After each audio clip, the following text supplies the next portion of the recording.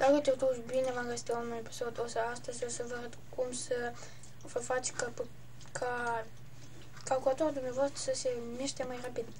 În primul rând, intrați în start, dați la mine roșu și la voi o să fie pe ram. Dați aici, scrieți prefetch. Dați OK. Și dacă o să vă găsați fișiere, dați aici. Și le ștergeți toate. Pe toate le ștergeți. Toate.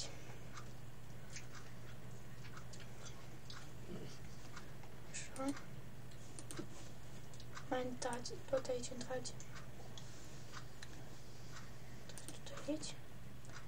Dar acum scrieți procent, timp, procent. Le ștergeți.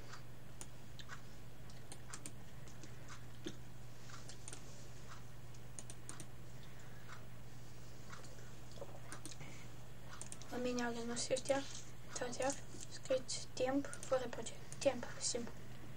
Nu e nimic.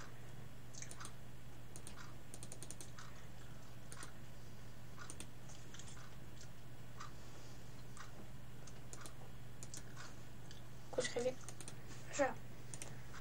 Și cam atât. Cam atât cu acest episod. Nu am fost un videolog.